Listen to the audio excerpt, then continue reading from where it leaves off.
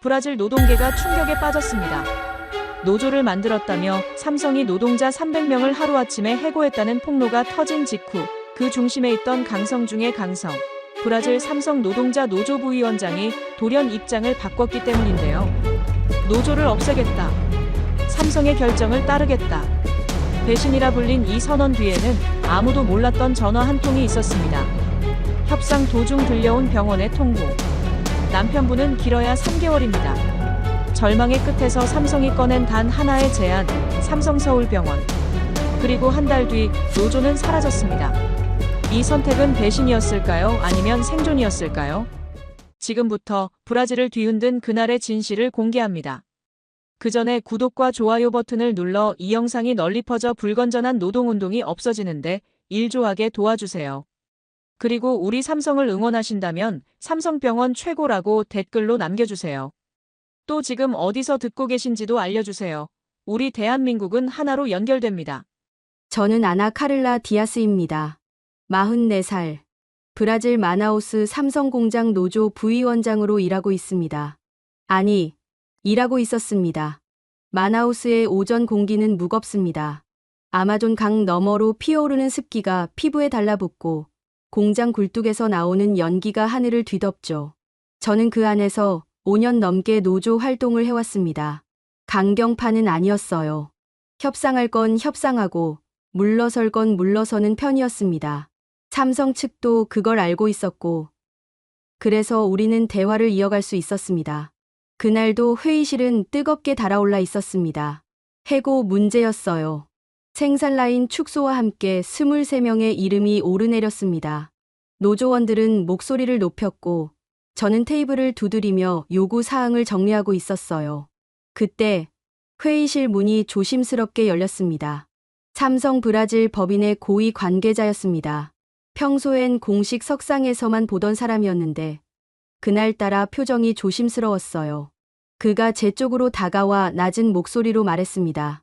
잠깐 밖에서 이야기 좀 할 수 있을까요? 저는 고개를 저었습니다. 지금은 회의 중이라고, 나중에 이야기하자고 했죠. 하지만 그는 물러서지 않았습니다. 남편분 건강에 관한 일입니다. 그 순간 심장이 철렁 내려앉았습니다. 제 남편 호세는 5년째 만성 신부전증으로 투병 중이었습니다. 일주일에 3번, 4시간씩 혈액투석을 받으며 겨우 생명을 유지하고 있었어요. 병원비는 매달 제 월급의 절반을 넘어섰고 보험으로 감당할 수 없는 약값은 빚으로 쌓여갔습니다. 복도로 나왔습니다. 관계자는 서류 몇 장을 꺼내 보여줬습니다. 삼성서울병원이라는 곳의 자료였어요. 신장 이식 성공률, 사후 관리 시스템, 환자 생존율 그래프. 숫자들이 눈앞에서 흔들렸습니다. 서울의 삼성서울병원이라면 가능성이 있습니다. 남편분을 살릴 수 있습니다. 저는 그 말을 듣는 순간 분노가 치밀어 올랐습니다. 입술을 깨물었어요. 손이 떨렸습니다. 지금 저한테 회유하시는 겁니까? 목소리가 떨렸지만 또렷했습니다. 저는 그의 눈을 똑바로 바라봤어요. 해고부터 멈추세요. 병원 이야기로 제 입을 막으려 하지 마세요. 관계자는 아무 말도 하지 않았습니다. 그저 고개를 한번 끄덕이고는 서류를 제 손에 쥐어준 채 돌아섰습니다. 저는 그 서류를 구겨 쥐었습니다. 회의실로 돌아가려던 순간 주머니 속 핸드폰이 울렸습니다. 병원이었습니다. 부인, 지금 당장 오셔야 합니다. 남편분 상태가 급격히 악화됐습니다. 귓속이 먹먹해졌습니다. 회의실 안에서는 여전히 목소리들이 터져 나오고 있었어요. 해고 반대 구호가 들렸습니다. 하지만 저는 그 소리를 등지고 복도를 뛰기 시작했습니다. 병원까지는 차로 20분 거리였지만 그날따라 길이 막혔습니다. 손바닥에 땀이 흥건했어요. 신호등이 빨간불로 바뀔 때마다 핸들을 움켜쥔 손이 하얘졌습니다. 응급실 앞에 도착했을 때 간호사가 저를 급히 안으로 안내했습니다. 호세는 침대에 누워 있었고 그의 얼굴은 종이처럼 창백했습니다. 산소 마스크 안쪽으로 거친 숨소리가 새어나왔어요. 의사가 제 옆에 섰습니다. 목소리는 차분했지만 단어 하나하나가 돌덩이처럼 무겁게 내려앉았습니다. 응급 혈액투석을 했습니다. 하지만 이제 더 이상 이곳에서는 할 수 있는 게 없습니다. 신장 이식 외에는 방법이 없습니다. 저는 입술을 깨물었습니다. 브라질에서 신장 이식은 기적 같은 일이었어요. 대기 명단은 수천 명이 넘었고 장기 기증자는 턱없이 부족했습니다. 돈이 있어도 순서를 앞당길 수 없었죠. 공정하게 기다려야 했습니다. 하지만 호세에겐 그럴 시간이 없었습니다. 병원 복도 벤치에 주저앉았습니다. 손에는 여전히 구겨진 서류가 쥐어져 있었어요. 삼성서울병원. 저는 그 글자를 멍하니 바라봤습니다. 핸드폰을 꺼냈습니다. 손가락이 떨렸지만 번호를 눌렀습니다. 삼성 관계자였습니다. 연결음이 3번 울렸고 그가 받았습니다. 정말 살릴 수 있습니까? 제 목소리는 더 이상 분노가 아니었습니다. 절박함이었습니다. 간청이었습니다. 최선을 다하겠습니다. 그의 대답은 짧았지만 확신에 차 있었습니다. 저는 그 순간 노조 부위원장이 아니었습니다. 그저 남편을 살리고 싶은 아내였어요. 다음 날부터 모든 게 빠르게 움직이기 시작했습니다. 의료 소견서가 오갔고 항공편이 예약했습니다. 비자 서류가 준비됐고 삼성서울병원과의 원격 회의가 이어졌습니다. 브라질 의사는 호세의 모든 의료 기록을 영문으로 번역해 한국으로 보냈어요. 그 과정에서 저는 아무에게도 말하지 않았습니다. 노조 동료들에게도, 가족들에게도요. 그저 병원과 집을 오가며 호세의 손을 잡고 있었습니다. 출국 전날 밤, 호세가 희미하게 눈을 떴습니다. 산소 마스크 너머로 그의 목소리가 새어나왔어요. 한국 간다며? 저는 고개를 끄덕였습니다. 말이 나오지 않았어요. 그저 그의 손을 꽉 쥐었습니다. 미안해, 내가 이런 선택을 하게 만들어서. 당신 잘못이 아니에요. 저는 그렇게 대답했지만 목소리는 떨렸습니다. 정말 이게 맞는 선택인지 확신할 수 없었어요. 노조는 어떻게 될까요? 동료들은 절 어떻게 볼까요? 하지만 그런 생각들은 호세의 숨소리 앞에서 작아졌습니다. 인천공항에 도착한 건 이틀 뒤 이른 아침이었습니다. 브라질을 떠날 때보다 호세의 상태는 더 나빠져 있었어요. 휠체어에 앉은 그는 고개조차 제대로 가누지 못했습니다. 공항 밖으로 나오자 차가운 바람이 얼굴을 스쳤습니다. 마나우스의 습한 더위와는 전혀 다른 공기였어요. 삼성 측에서 준비한 차량이 기다리고 있었습니다. 운전기사는 말없이 짐을 실었고 저는 호세를 부축해 뒷좌석에 앉았습니다. 차가 출발했고 창밖으로 서울의 풍경이 지나갔습니다.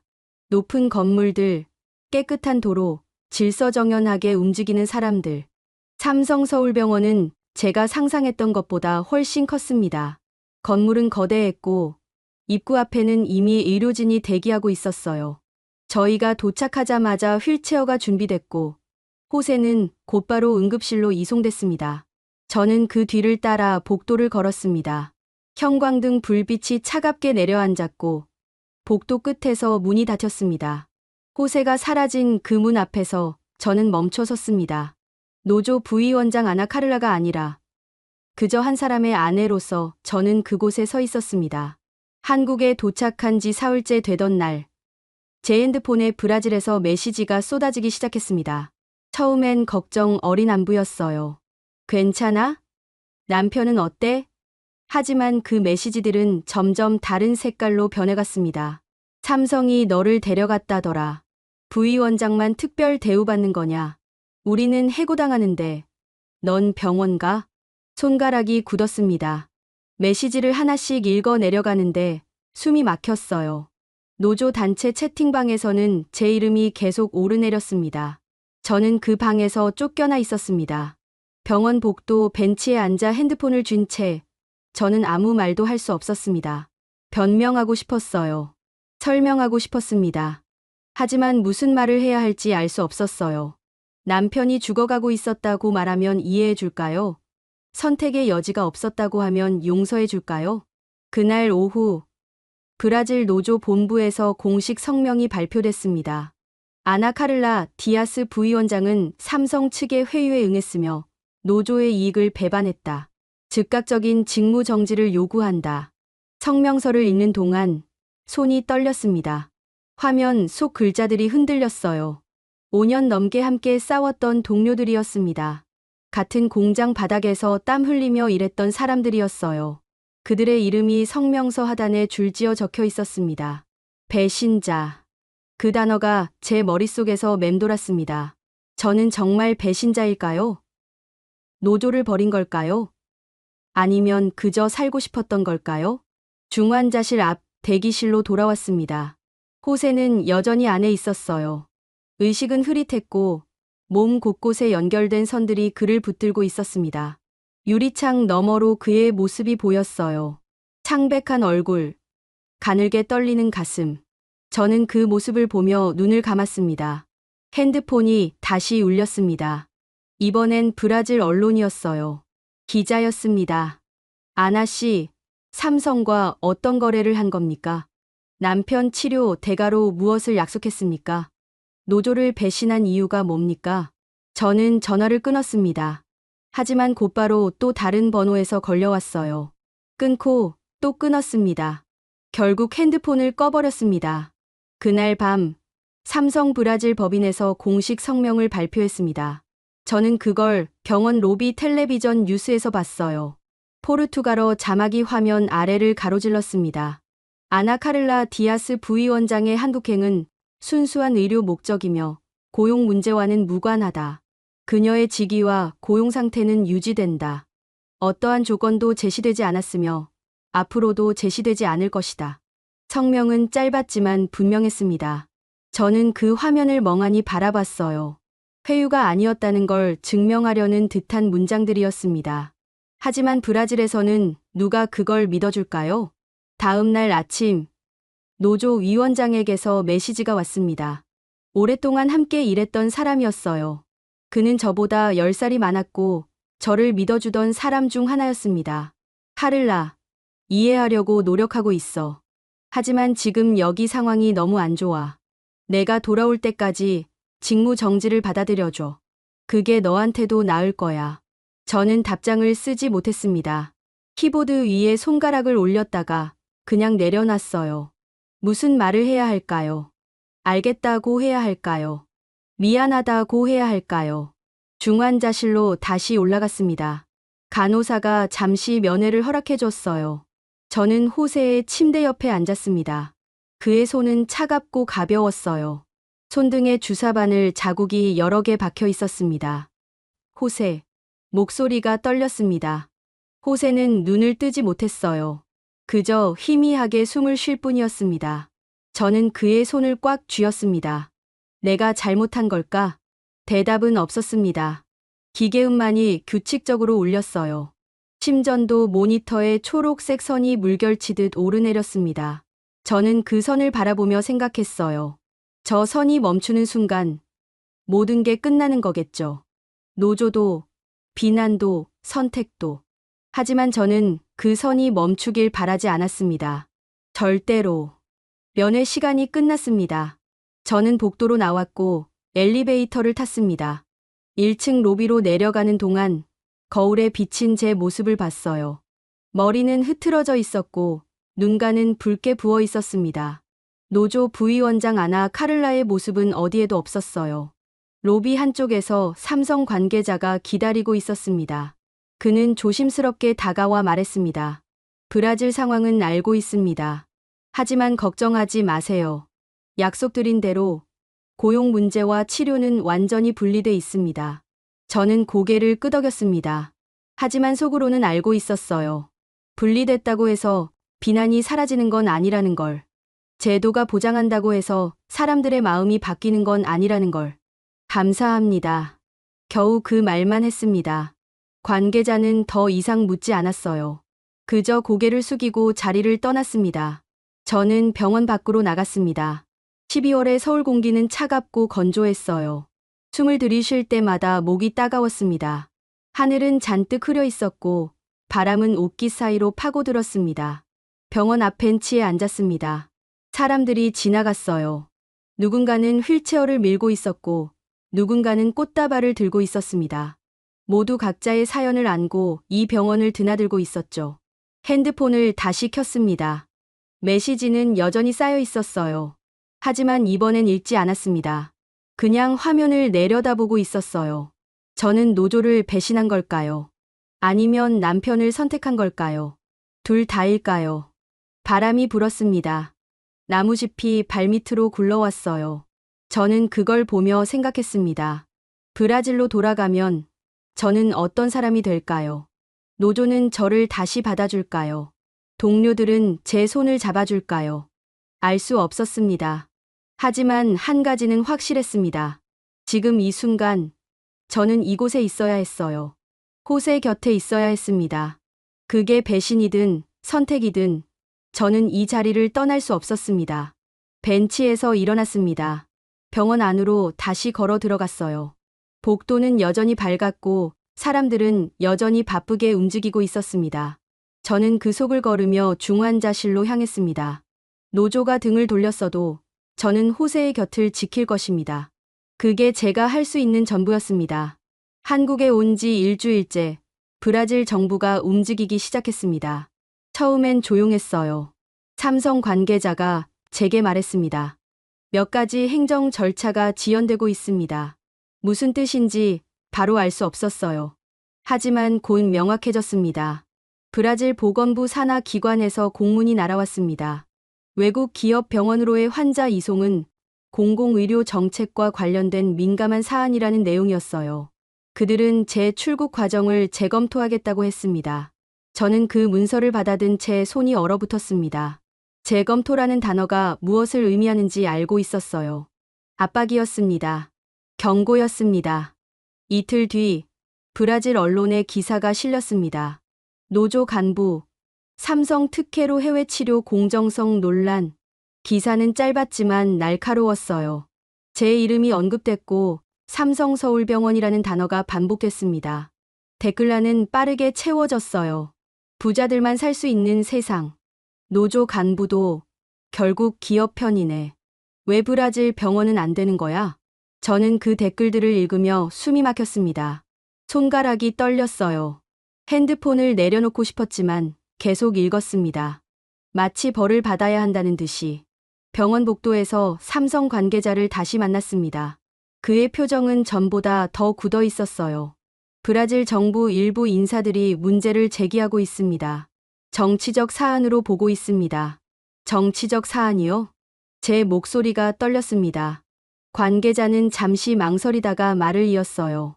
노조 문제와 얽히면서 복잡해지고 있습니다. 일부에선 이번 일이 삼성의 이미지 개선 작업이라고 보고 있습니다. 저는 입술을 깨물었습니다. 이미지 개선. 그 단어가 귓속에서 울렸어요. 그럼 호세는 뭡니까? 도구입니까? 저는 뭡니까? 정치적 볼모입니까? 저희는 그렇게 생각하지 않습니다. 관계자가 조심스럽게 말했습니다. 하지만 그 말은 위로가 되지 않았어요. 브라질 정부가 어떻게 생각하는지가 중요했으니까요. 다음 날 브라질 외교부에서 주한 브라질 대사관으로 지시가 내려왔습니다. 해당 사안에 대한 정확한 경위를 파악하라. 대사관 직원이 병원으로 찾아왔어요. 젊은 남자였습니다. 정장을 입고 있었고 서류 가방을 들고 있었습니다. 아나 카를라 디아스 씨, 맞습니까? 네. 몇 가지 여쭤볼 게 있습니다. 저희는 병원 상담실로 자리를 옮겼습니다. 그는 노트북을 꺼내 켰어요. 질문이 시작됐습니다. 누가 먼저 한국행을 제안했습니까? 삼성 측입니다. 어떤 조건이 제시됐습니까? 없었습니다. 정말로요? 그의 눈빛이 날카로워졌습니다. 저는 그 시선을 피하지 않았어요. 노조 활동을 중단하라는 요구도 없었고 복귀 후 입장을 바꾸라는 압박도 없었습니다. 단지 남편을 살릴 수 있다고 했을 뿐입니다. 그걸 믿습니까? 지금 이 순간은 믿는 수밖에 없습니다. 대사관 직원은 아무 말 없이 키보드를 두드렸어요. 타자 소리가 방 안을 채웠습니다. 저는 그 소리를 들으며 손을 꽉 쥐었습니다. 면담은 1시간 넘게 이어졌습니다. 같은 질문이 반복됐어요. 제 대답도 반복됐습니다. 마지막에 그가 물었습니다. 브라질로 돌아갈 계획은 있습니까? 남편이 회복되면요. 회복된다면요? 그 말에 저는 멈칫했습니다. 회복된다면이라는 가정이 너무 불확실하게 느껴졌어요. 저는 고개를 끄덕였습니다. 돌아갈 겁니다. 대사관 직원은 노트북을 닫았습니다. 자리에서 일어서며 말했어요.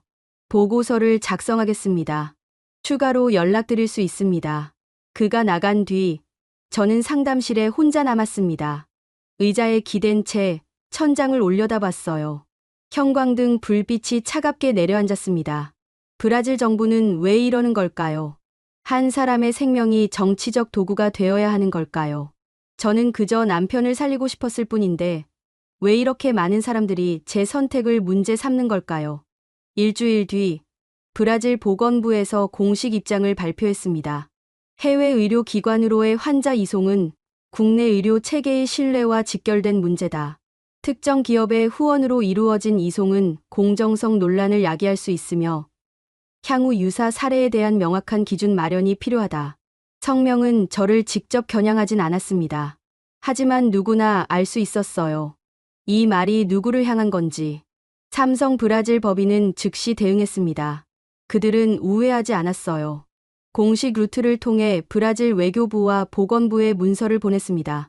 삼성 서울병원의 의료 소견서가 첨부됐고 호세의 상태에 대한 상세한 기록이 포함됐습니다. 문서의 핵심은 단순했습니다. 이것은 특혜가 아니라 생명 이송입니다. 저는 그 문서를 전달받아 읽었습니다. 의료 용어들이 빼곡하게 적혀 있었어요. 신장 기능 수치, 투석 빈도, 합병증 위험도.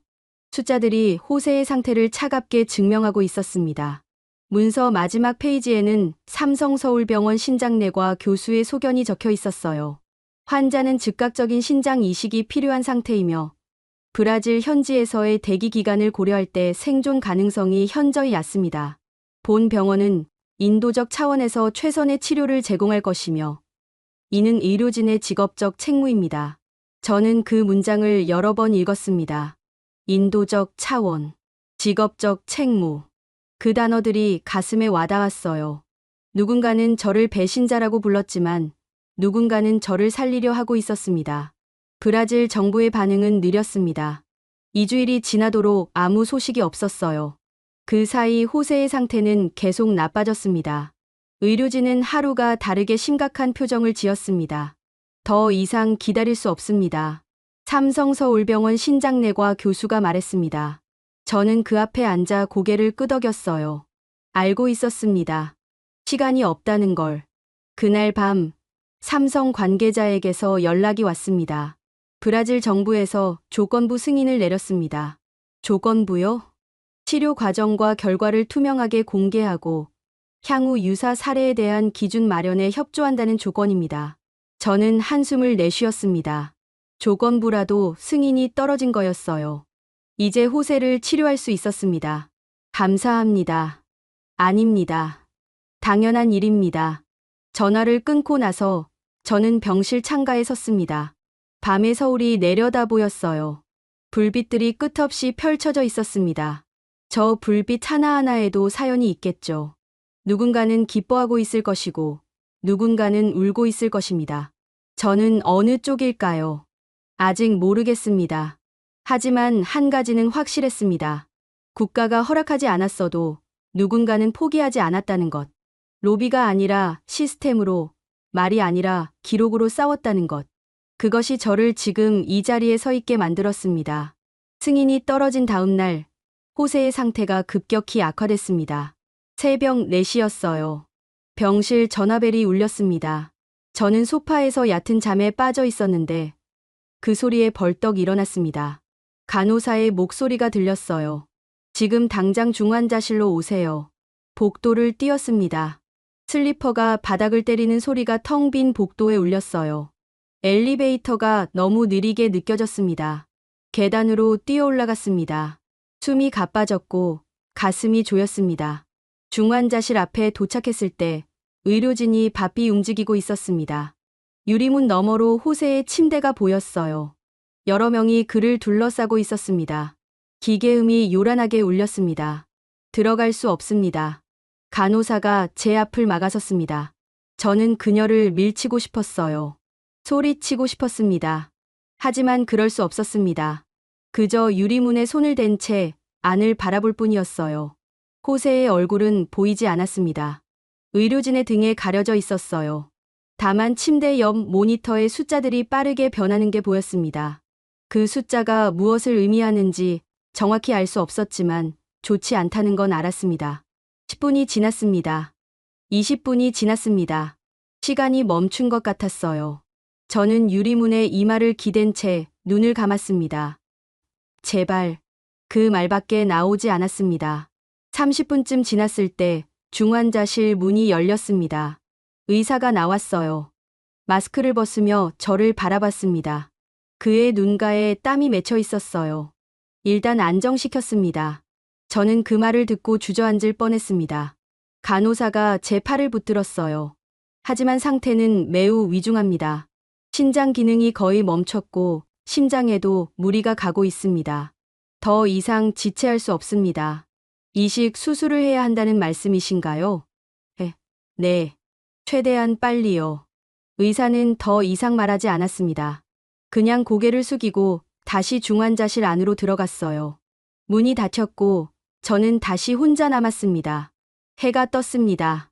복도 창문으로 아침 햇살이 비쳤어요. 사람들이 하나둘 병원에 들어왔습니다. 평범한 아침이었습니다. 하지만 저에게는 평범하지 않았어요. 오전 10시쯤 연회가 허락됐습니다. 5분만이었어요. 저는 소독을 하고 가운을 입고 중환자실 안으로 들어갔습니다. 호세는 침대에 누워 있었습니다. 온몸에 선이 연결돼 있었고 산소 마스크가 얼굴을 덮고 있었어요. 눈을 감고 있었지만 숨은 쉬고 있었습니다. 가늘고 불규칙하게. 저는 그의 옆에 섰습니다. 손을 뻗어 그의 손을 잡았어요. 차가웠습니다. 제 손보다 훨씬 차가웠어요. 호세. 목소리가 떨렸습니다. 눈물이 흘러내렸어요. 닦지 않았습니다. 그냥 흘러내리도록 뒀습니다. 미안해요, 이렇게 만들어서. 호세가 희미하게 눈을 떴습니다. 초점이 흐릿했어요. 하지만 제 얼굴을 알아보는 것 같았습니다. 입술이 움직였어요. 산소 마스크 너머로 작은 소리가 새어나왔습니다. 노조. 네. 저는 귀를 가까이 댔습니다. 노조 그만둬도 돼. 가슴이 무너졌습니다. 호세의 손을 더 세게 쥐었어요. 무슨 소리예요? 나보다 내가 먼저 살아. 당신도 살아야죠. 우리 둘 다 살아야 해요. 호세는 고개를 살짝 저었습니다. 힘이 없는 움직임이었어요. 미안해, 내가 이런 선택을 하게 만들어서. 저는 더 이상 참을 수 없었습니다. 호세의 손을 이마에 갖다 댔어요. 눈물이 그의 손등에 떨어졌습니다. 당신 잘못이 아니에요. 아무것도 당신 잘못이 아니에요. 카를라. 네. 고마워. 그 말을 끝으로 호세는 다시 눈을 감았습니다. 숨소리가 더 가늘어졌어요. 저는 그의 손을 놓지 못했습니다. 시간입니다. 간호사가 조심스럽게 말했습니다. 저는 고개를 끄덕였어요. 호세의 손을 천천히 내려놓고 침대에서 물러났습니다. 중환자실 밖으로 나왔습니다. 가운을 벗고 복도로 걸어 나왔어요. 다리에 힘이 없었습니다. 벽에 기대어 섰습니다. 노조는 저를 배신자라 불렀습니다. 브라질 정부는 저를 정치적 도구로 봤습니다. 언론은 저를 특혜를 받는 사람이라 했습니다. 하지만 저는 그 누구도 아니었어요. 저는 그저 남편을 살리고 싶은 아내였습니다. 5년 넘게 노조 활동을 하면서 저는 많은 걸 싸워서 얻어냈습니다. 임금 인상, 근로 조건 개선, 부당해고 철회, 승리의 순간들이 있었어요. 동료들과 손을 맞잡고 환호했던 순간들이요. 하지만 지금 이 순간, 저는 아무것도 싸워서 얻을 수 없었습니다. 병원 로비로 내려갔습니다. 밖으로 나가 찬 공기를 들이마셨어요. 12월의 서울은 추웠습니다. 하늘은 맑았지만 바람은 날카로웠어요. 벤치에 앉았습니다. 사람들이 지나갔습니다. 누군가는 웃고 있었고 누군가는 울고 있었습니다. 병원 앞 풍경은 언제나 그랬어요. 희망과 절망이 뒤섞여 있었습니다. 핸드폰을 꺼냈습니다. 브라질에서 온 메시지들이 여전히 쌓여 있었어요. 하지만 이번엔 읽지 않았습니다. 그냥 화면을 끄고 주머니에 다시 넣었습니다. 저는 노조 부위원장 아나 카를라가 아니었습니다. 저는 호세의 아내 카를라였습니다. 그게 전부였습니다. 오후 늦게 삼성서울병원 신장내과 교수를 다시 만났습니다. 상담실에서였어요. 그는 차분하게 말했습니다. 장기 기증자를 찾고 있습니다. 매칭 작업이 진행 중입니다. 얼마나 걸릴까요? 확실하게 말씀드릴 수 없습니다. 하지만 최선을 다하고 있습니다. 만약 못 찾으면요? 교수는 잠시 침묵했습니다. 그의 눈빛이 무거워졌어요. 그 가능성도 배제할 수 없습니다. 하지만 포기하지 않겠습니다. 저는 고개를 숙였습니다. 포기하지 않는다는 말이 위로가 됐지만 동시에 두렵기도 했어요. 희망이 있다는 건 절망도 있다는 뜻이니까요. 상담실을 나와 다시 중환자실 앞으로 갔습니다. 대기실에 앉아 유리창 너머를 바라봤어요. 호세는 여전히 침대에 누워 있었습니다. 움직이지 않았어요. 저는 그 모습을 보며 생각했습니다. 만약 호세가 깨어나지 못한다면 저는 어떻게 될까요? 노조로 돌아갈 수 있을까요? 동료들을 다시 마주할 수 있을까요? 알 수 없었습니다. 하지만 한 가지는 알았습니다. 후회는 하지 않을 거라는 것. 노조를 선택하든 호세를 선택하든 어느 쪽이든 후회는 남았을 겁니다. 하지만 저는 호세를 선택했어요. 그게 맞는 선택인지는 모르겠지만 제가 할 수 있는 유일한 선택이었습니다. 밤이 됐습니다. 대기실 불이 어두워졌어요. 저는 소파에 몸을 기댄 채 눈을 감았습니다. 꿈을 꿨습니다. 마나우스의 집이었어요. 호세와 저는 거실에 앉아 있었습니다. 창밖으로 아마존 강이 보였고 저녁 노을이 하늘을 붉게 물들이고 있었습니다. 호세가 웃었습니다. 건강한 모습이었어요. 선이 연결돼 있지 않았고 산소 마스크도 없었습니다. 그냥 평범하게 웃고 있었습니다. 괜찮아, 카를라. 다 괜찮아질 거야. 꿈에서 깼습니다. 대기실은 여전히 어두웠고 조용했어요. 시계를 보니 새벽 2시였습니다. 저는 다시 눈을 감았습니다. 다 괜찮아질 거라고 스스로에게 말했습니다. 믿고 싶었습니다.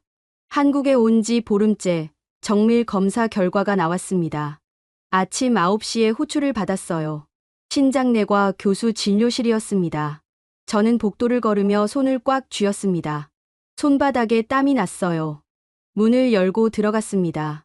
교수는 책상 앞에 앉아 있었고 모니터에는 검사 결과 화면이 떠 있었습니다. 그는 저를 보며 의자를 가리켰어요. 앉으세요. 저는 앉았습니다. 등받이에 기대지 못했어요. 허리를 곧게 세운 채 그를 바라봤습니다. 교수는 모니터를 돌려 제게 보여줬습니다. 그래프와 숫자들이 빼곡했어요. 빨간색 선이 여러 개 그어져 있었습니다. 남편분의 신장 기능은 거의 정지 상태입니다. 목소리는 차분했지만 단어 하나하나가 무거웠습니다. 혈중 크레아티닌 수치가 정상의 10배를 넘어섰고 요독증이 심각한 수준입니다. 심장과 폐에도 체액이 차고 있습니다. 저는 숨을 들이켰습니다. 교수는 계속 말했어요. 투석으로는 더 이상 버틸 수 없습니다. 신장 이식만이 유일한 방법입니다. 그럼 이식하면 되는 거 아닌가요? 제 목소리가 떨렸습니다. 교수는 고개를 천천히 저었어요. 문제는 시간입니다. 남편분의 상태로는 일주일, 길어야 열흘 안에 수술이 이루어져야 합니다. 그 이후엔 말을 멈췄습니다. 하지만 저는 알았어요. 그 이후엔 손 쓸 수 없다는 뜻이었습니다. 장기 기증자는요? 찾고 있습니다. 한국장기이식관리센터와 협력 중입니다. 하지만 또 멈췄습니다. 저는 기다렸어요. 교수가 입을 열었습니다. 쉽지 않습니다. 혈액형 매칭뿐 아니라 조직 적합성까지 맞아야 합니다. 외국인 환자의 경우 우선순위에서 밀릴 수밖에 없고요. 그럼 어떻게 해야 합니까? 목소리가 높아졌습니다. 교수는 저를 조용히 바라봤어요. 기다리는 수밖에 없습니다. 그리고 희망을 놓지 마세요. 희망. 그 단어가 귓속에서 맴돌았습니다. 하지만 희망만으로 사람이 살 수 있나요? 희망만으로 신장이 작동하나요? 진료실을 나왔습니다. 복도는 밝았지만 제 앞은 어두웠어요. 어디로 가야 할지 알 수 없었습니다. 엘리베이터를 타고 1층으로 내려갔습니다. 병원 밖으로 나가 찬 공기를 들이마셨어요. 하늘은 흐렸고 바람은 차갑게 불었습니다. 병원 앞 정원에 벤치가 있었습니다. 저는 그곳에 앉았어요. 나무들이 앙상한 가지를 하늘로 뻗고 있었습니다. 잎은 하나도 남아있지 않았어요. 사람들이 지나갔습니다. 의사 가운을 입은 사람, 환자복을 입은 사람, 휠체어를 미는 사람. 모두 각자의 사연을 안고 이곳을 오갔습니다. 저도 그중 하나였어요. 수많은 사연 중 하나. 특별할 것도, 특별하지 않을 것도 없는 그저 한 사람의 이야기. 핸드폰이 울렸습니다. 브라질 번호였어요. 노조 위원장이었습니다. 저는 잠시 망설이다가 받았습니다. 카를라. 네. 어떻게 지내? 그냥요. 침묵이 흘렀습니다. 그가 다시 말했어요. 미안해. 우리가 너무 심했어. 아니에요. 아니야. 우린 내 입장을 생각하지 못했어. 노조도 중요하지만 가족도 중요하잖아. 목이 메었습니다. 말이 나오지 않았어요. 호세는 어때? 안 좋아요. 이식이 필요한데 기증자를 못 찾고 있어요. 그렇구나. 다시 침묵이 흘렀습니다. 그가 조심스럽게 물었어요. 우리가 뭘 도울 수 있을까? 저는 고개를 저었습니다. 전화 너머로 보이지 않겠지만 그냥 저었어요. 없어요. 이건 제가 감당해야 할 일이에요. 카를라. 괜찮아요. 정말로요. 전화를 끊었습니다. 핸드폰을 무릎 위에 올려놓고 하늘을 올려다봤어요. 구름이 빠르게 흘러갔습니다. 그날 오후 중환자실에서 연락이 왔습니다. 호세가 깨어났다고 했어요. 저는 뛰어 올라갔습니다. 면회실에 들어갔을 때 호세는 침대에 반쯤 기대앉아 있었습니다. 산소 마스크는 벗겨져 있었고 얼굴에 약간의 혈색이 돌아와 있었어요. 카를라. 그가 저를 보고 희미하게 웃었습니다. 저는 그의 옆에 앉았어요. 손을 잡았습니다. 여전히 차가웠지만 전보다는 따뜻했습니다. 어떻게 지냈어? 잘 지냈어요. 거짓말이었습니다. 하지만 호세에게 걱정을 끼치고 싶지 않았어요. 의사 선생님이 그러더라. 이식이 필요하다고. 네. 기증자는 찾고 있어요. 호세는 고개를 끄덕였습니다. 눈가에 주름이 깊어졌어요. 만약 못 찾으면 찾을 거예요. 제가 끊었습니다. 호세는 저를 바라봤어요. 카를라, 난 괜찮아. 정말로. 무슨 소리예요? 살아온 것만으로도 충분해. 당신을 만난 것만으로도. 그런 말 하지 마세요. 목소리가 떨렸습니다. 호세의 손을 더 세게 쥐었어요. 우리 함께 브라질로 돌아갈 거예요. 집에 가서 아마존 강 보면서 평범하게 살 거예요. 호세는 웃었습니다. 슬픈 웃음이었어요. 그래, 그러자. 면회 시간이 끝났습니다. 저는 호세의 손을 놓고 일어섰어요.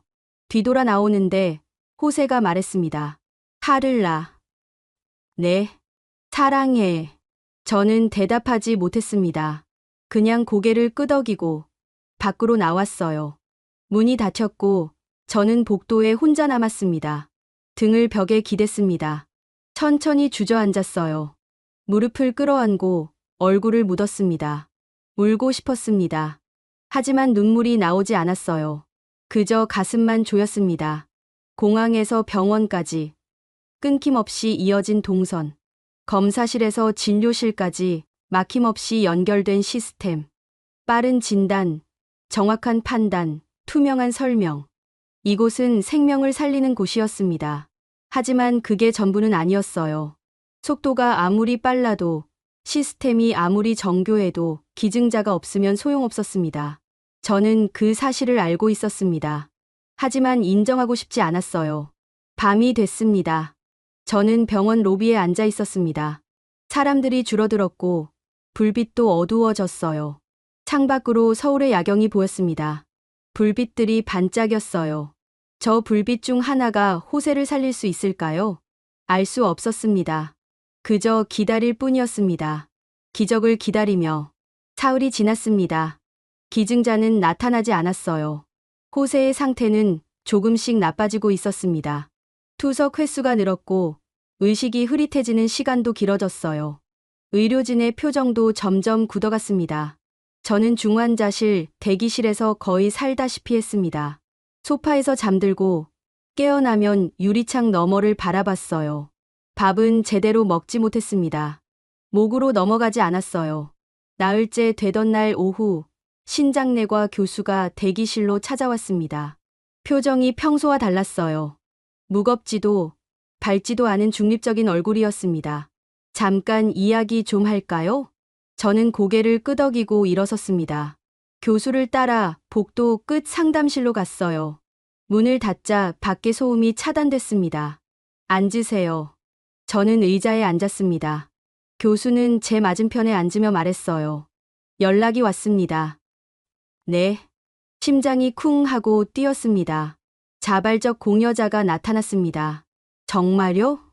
목소리가 떨렸습니다. 교수는 고개를 끄덕였어요. 네. 조직 적합성 검사를 진행했고 결과가 좋습니다.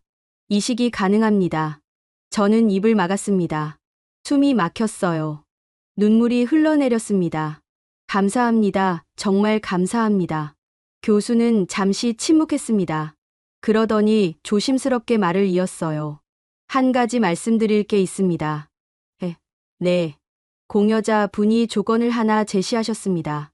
저는 고개를 들었습니다. 교수를 바라봤어요.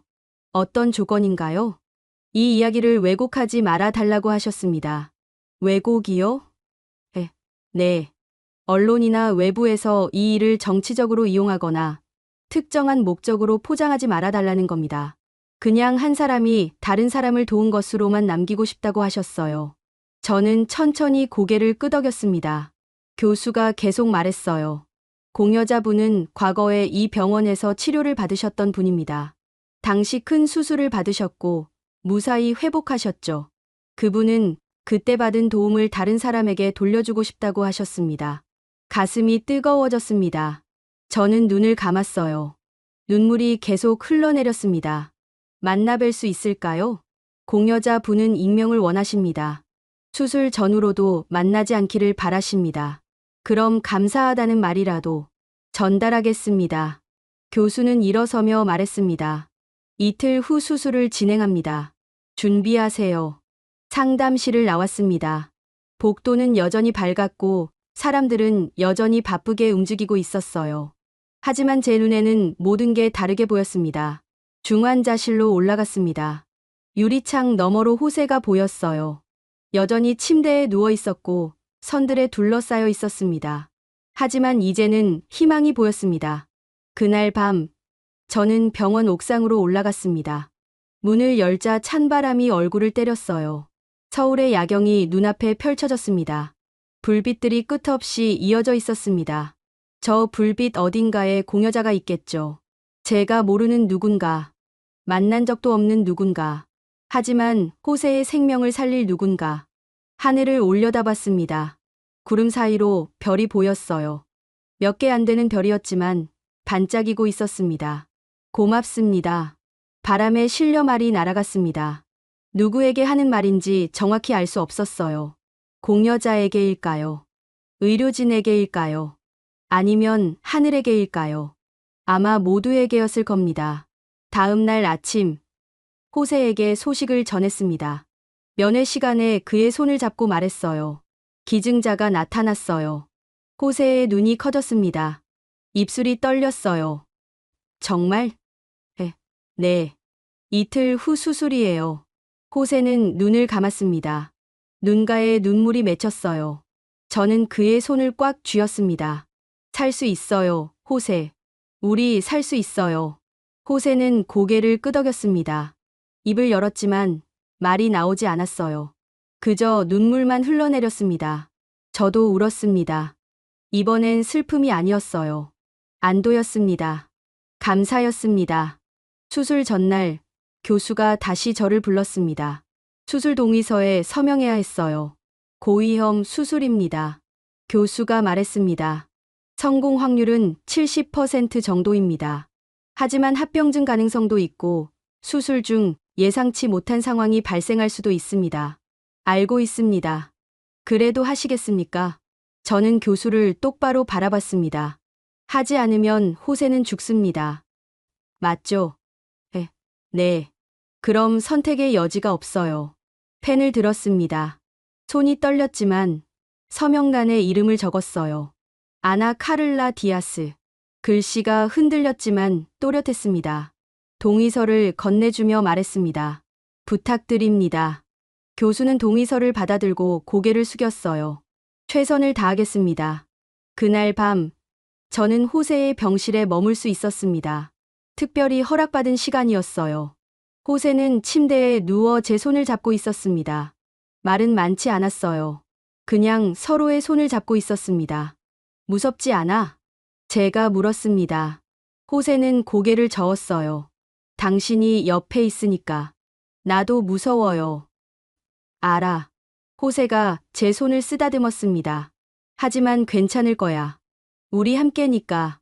창밖으로 밤이 깊어가고 있었습니다. 병원 불빛들이 하나둘 꺼졌어요. 복도도 조용해졌습니다. 저는 호세의 손을 놓지 않았습니다. 그는 눈을 감았고 저는 그의 얼굴을 바라봤어요. 내일이면 수술입니다. 내일이면 모든 게 결정됩니다. 저는 눈을 감았습니다. 기도했어요. 신을 믿는지 확신할 수 없었지만 그래도 기도했습니다. 제발, 제발. 그것뿐이었습니다. 새벽이 밝아왔습니다. 간호사가 병실로 들어왔어요. 준비하겠습니다. 호세를 침대째 옮겼습니다. 저는 복도까지 따라갔어요. 수술실 앞에서 멈췄습니다. 호세가 저를 보며 웃었습니다. 이따 봐. 네, 이따 봐요. 수술실 문이 열렸습니다. 침대가 안으로 들어갔어요. 문이 닫혔습니다. 저는 그 문 앞에 서 있었습니다. 기적은 준비된 곳에서 만난다고 했습니다. 이곳은 준비돼 있었습니다. 이제 기적만 남았습니다. 수술실 위쪽에 빨간 불이 켜졌습니다. 수술 중이라는 표시였어요. 저는 대기실 의자에 앉았습니다. 시계를 봤어요. 오전 9시 정각이었습니다. 수술은 6시간에서 8시간 걸린다고 했습니다. 대기실에는 저 말고도 사람들이 있었습니다. 중년 여자가 손수건을 쥐고 있었고 젊은 남자가 창밖을 바라보고 있었어요. 모두 같은 표정이었습니다. 기다림과 불안이 섞인 얼굴. 시간이 흘렀습니다. 9시 30분, 10시, 11시. 초침이 움직일 때마다 가슴이 조였습니다. 수술실 불은 여전히 켜져 있었어요. 점심때가 됐습니다. 간호사가 와서 말했어요. 식사하세요. 오래 걸릴 겁니다. 저는 고개를 저었습니다. 밥을 먹을 수 없었어요. 목으로 넘어갈 것 같지 않았습니다. 오후 1시, 2시. 대기실 사람들이 바뀌었습니다. 누군가는 좋은 소식을 듣고 나갔고 누군가는 나쁜 소식을 듣고 무너졌어요. 저는 그 모습들을 보며 생각했습니다. 저는 어느 쪽일까? 오후 3시쯤 삼성 관계자가 찾아왔습니다. 손에 따뜻한 음료를 들고 있었어요. 드세요. 저는 받았습니다. 컵을 쥔 채 마시지 못하고 그냥 들고 있었어요. 브라질에서 연락 왔습니다. 관계자가 조심스럽게 말했습니다. 노조 동료들이 걱정하고 있답니다. 저는 고개를 끄덕였습니다. 말이 나오지 않았어요. 언론도 조용해졌습니다. 이제 다들 기다리고 있는 것 같습니다. 기다림. 모두가 기다리고 있었습니다. 브라질에서도, 여기 서울에서도, 노조도, 정부도, 기업도, 모두가 이 수술실 문 뒤에서 일어나고 있는 일을 기다리고 있었어요. 하지만 그 모든 기다림의 무게를 지고 있는 건 저 혼자였습니다. 오후 4시, 수술실 불이 여전히 켜져 있었습니다. 저는 화장실에 갔어요. 거울을 봤습니다. 제 얼굴은 창백했고 눈가는 푹 꺼져 있었습니다. 머리는 엉망이었어요. 물로 얼굴을 씻었습니다. 차가운 물이 피부를 적셨어요. 거울 속 제 모습을 다시 봤습니다. 견뎌내야 해. 스스로에게 말했습니다. 대기실로 돌아왔습니다. 자리에 앉아 수술실 문을 바라봤어요. 오후 5시. 간호사가 나왔습니다. 제 심장이 멎는 것 같았어요. 하지만 그녀는 다른 사람을 불렀습니다. 저는 다시 주저앉았어요. 오후 6시가 가까워졌습니다. 밖이 어두워지기 시작했어요. 창밖으로 서울의 불빛들이 하나둘 켜졌습니다. 저는 핸드폰을 꺼냈습니다. 브라질 노조 위원장에게서 메시지가 와 있었어요. 카를라, 우리 모두 기도하고 있어. 호세가 무사하길. 다른 동료들에게서도 메시지가 왔습니다. 힘내. 괜찮을 거야. 우린 내 편이야. 눈물이 흘러내렸습니다. 저는 메시지를 읽으며 울었어요. 조용히, 소리 없이. 오후 6시 40분.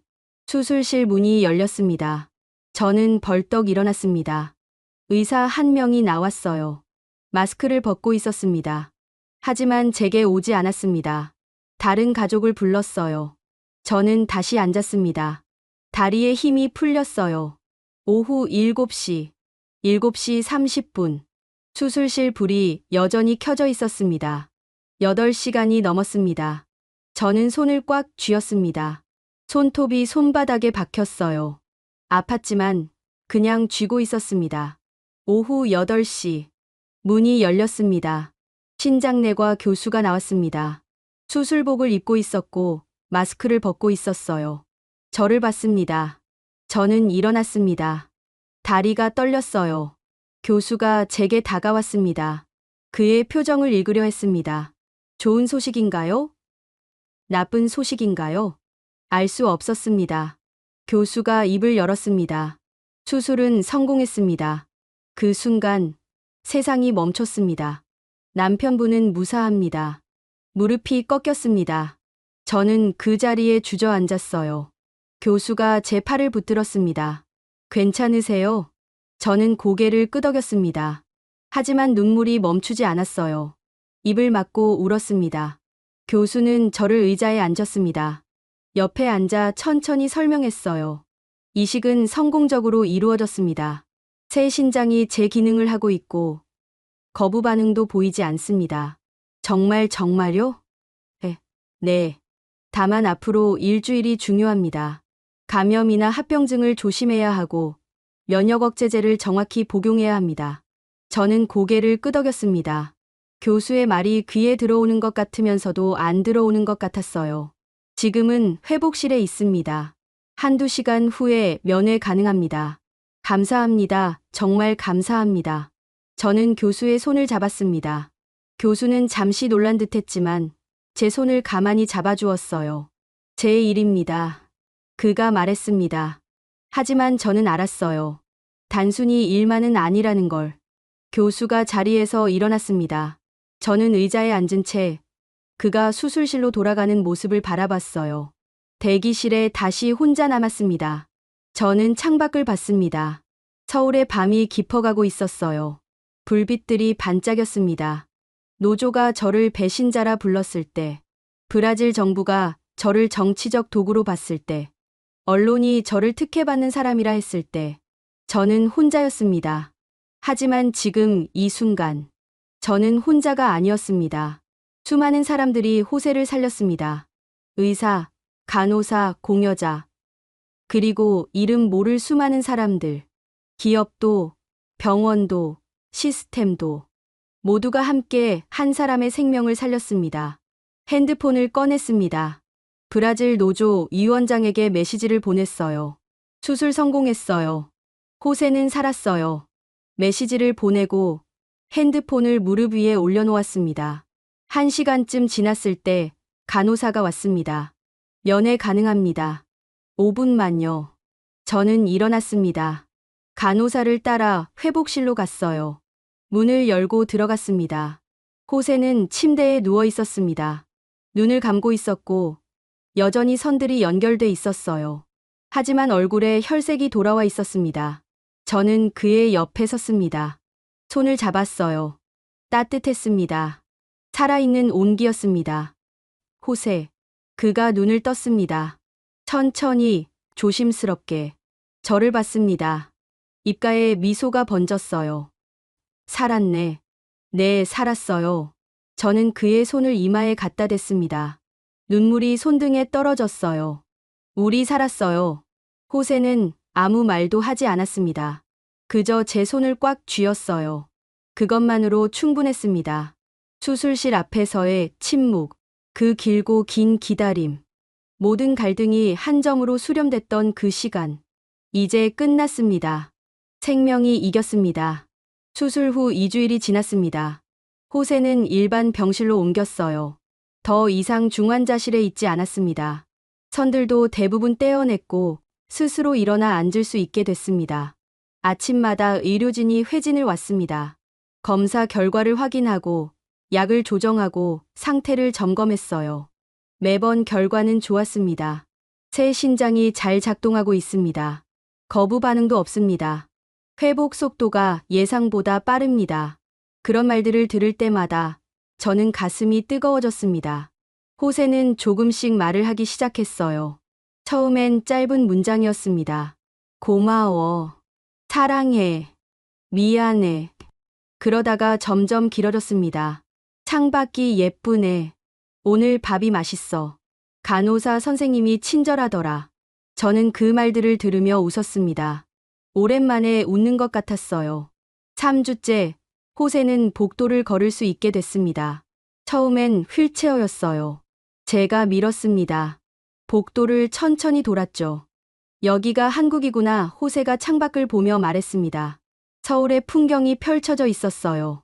높은 건물들, 바쁘게 움직이는 차들, 질서정연한 거리. 살아서 볼 수 있을 줄 몰랐어. 이제 많이 보게 될 거예요. 며칠 후, 호세는 지팡이를 짚고 걸었습니다. 천천히, 조심스럽게. 저는 그 옆을 걸으며 팔을 받쳐줬어요. 혼자 걸을 수 있어. 알아요. 그래도 잡고 있을게요. 호세는 웃었습니다. 예전에 그 웃음이었어요. 한 달째 되던 날, 퇴원 날짜가 잡혔습니다. 다음 주 화요일에 퇴원 가능합니다. 신장내과 교수가 말했습니다. 저는 고개를 끄덕였어요. 브라질로 돌아가시나요? 네, 그래야죠. 약은 꾸준히 드셔야 합니다. 면역 억제제는 절대 끊으시면 안 됩니다. 알고 있습니다. 교수는 처방전을 건네며 말했어요. 3달 후 다시 검진받으러 오세요. 가능하면 이곳으로요. 네, 그렇게 하겠습니다. 퇴원 전날 밤, 호세와 저는 병실 창가에 나란히 섰습니다. 서울의 야경을 바라봤어요. 이 도시가 날 살렸어. 호세가 말했습니다. 사람들이 당신을 살렸죠. 맞아, 사람들이. 호세는 제 손을 잡았습니다. 우리가 여기 온 이유를 기억할 거야. 평생. 저도 그의 손을 꽉 쥐었어요. 저도요. 퇴원 날 아침, 짐을 쌌습니다. 많지 않았어요. 가져온 게 별로 없었으니까요. 하지만 가져갈 건 많았습니다. 보이지 않는 것들. 삼성 관계자가 병실로 찾아왔습니다. 공항까지 모셔다 드리겠습니다. 감사합니다. 브라질 돌아가시면 연락 주세요. 고용 문제는 그대로입니다. 알겠습니다. 저는 잠시 망설이다가 물었어요. 공여자 분께 편지를 쓸 수 있을까요? 관계자가 고개를 끄덕였습니다. 병원 측에 전달하겠습니다. 저는 종이를 꺼내 펜을 들었습니다. 무슨 말을 써야 할까요? 감사하다는 말로 충분할까요? 결국 짧게 썼습니다. 당신 덕분에 제 남편이 살았습니다. 이 은혜는 평생 잊지 않겠습니다. 당신이 원하신 대로 이 이야기를 왜곡하지 않겠습니다. 그저 한 사람이 다른 사람을 도운 것, 그 사실만 기억하겠습니다. 감사합니다. 정말 감사합니다. 편지를 접어 봉투에 넣었습니다. 관계자에게 건넸어요. 전달 부탁드립니다. 꼭 전하겠습니다. 병원 로비로 내려갔습니다. 의료진이 배웅 나와 있었어요. 신장내과 교수, 간호사들, 그리고 이름도 모르는 많은 사람들. 교수가 악수를 청했습니다. 건강하세요. 감사했습니다. 정말로요. 저는 그의 손을 잡았습니다. 교수는 미소 지었어요. 제 일입니다. 같은 말이었습니다. 하지만 이번엔 다르게 들렸어요. 일이지만 단순한 일이 아니었다는 걸 알았습니다. 차에 올랐습니다. 호세는 뒷좌석에 앉았고 저는 그 옆에 앉았어요. 차가 출발했습니다. 병원이 멀어졌습니다. 창밖으로 서울의 거리가 지나갔어요. 오면서 봤던 풍경들이었습니다. 하지만 이제는 다르게 보였습니다. 공항에 도착했습니다. 체크인을 하고 출국 심사를 받았어요. 게이트로 향하는 복도를 걸으며 저는 뒤를 돌아봤습니다. 한국이 보이지 않았습니다. 하지만 가슴 속에 남아 있었어요. 비행기에 올랐습니다. 자리에 앉아 안전벨트를 맸어요. 호세는 창가 자리에 앉아 밖을 바라봤습니다. 안녕. 한국, 작게 중얼거렸습니다. 저도 창밖을 봤어요. 활주로가 보였습니다. 비행기가 이륙했습니다. 서울이 멀어졌어요. 건물들이 작아지고 도시가 흐려졌습니다. 구름 위로 올라갔습니다. 하늘만 보였어요. 브라질로 돌아가는 길이었습니다. 마나우스에 도착했습니다. 공항 밖으로 나왔을 때 익숙한 공기가 얼굴을 감쌌어요. 덥고 습한 공기. 아마존의 냄새. 집으로 돌아왔습니다. 문을 열었어요. 모든 게 그대로였습니다. 하지만 저희는 달라져 있었어요. 다음 날, 노조 사무실로 갔습니다. 문을 열고 들어갔어요. 동료들이 저를 봤습니다. 침묵이 흘렀습니다. 그때 위원장이 일어났습니다. 저에게 걸어왔어요. 악수를 청했습니다. 돌아와줘서 고마워. 저는 그의 손을 잡았습니다. 저야말로 고맙습니다. 다른 동료들도 하나둘 일어났습니다. 박수가 터졌어요. 저는 그들을 바라보며 눈시울이 붉어졌습니다. 일주일 후, 브라질 언론이 저를 찾아왔습니다. 인터뷰 부탁드립니다. 저는 고민했습니다. 그리고 받아들였어요. 카메라 앞에 앉았습니다. 기자가 물었어요. 한국에서 어떤 경험을 하셨나요? 저는 잠시 생각했습니다. 그리고 천천히 말하기 시작했어요. 저는 노조와 기업 사이에서 갈등했습니다. 브라질 정부는 제 선택을 문제 삼았습니다. 많은 사람들이 저를 배신자라 불렀어요. 기자는 고개를 끄덕이며 들었습니다. 하지만 한국에서 저는 배웠습니다. 생명은 어떤 갈등보다 앞선다는 것. 사람을 살리는 일은 정치도, 이념도, 입장도 넘어선다는 것. 목소리가 떨렸지만 계속 말했어요. 한국은 생명을 살리는 나라였습니다. 기업이, 병원이, 그리고 이름 모를 수많은 사람들이 제 남편을 살렸습니다. 특혜가 아니었습니다. 회유도 아니었습니다. 그저 한 사람의 생명을 지키려는 노력이었습니다. 기자가 물었습니다. 다시 같은 선택을 하실 건가요? 저는 고개를 끄덕였습니다. 네. 망설임 없이요. 인터뷰가 방송됐습니다. 브라질에서 화제가 됐어요. 댓글이 달렸습니다. 용기 있는 선택이었다. 가족을 지키는 게 배신은 아니다. 한국 의료 시스템이 부럽다. 물론 비난도 있었습니다. 하지만 예전처럼 아프지 않았어요. 여러분은 언제 한국이 따뜻하다고 느끼셨나요? 이 이야기가 여러분의 마음에 닿았다면 댓글로 여러분의 생각을 나눠주세요. 구독과 좋아요도 부탁드립니다. 감사합니다.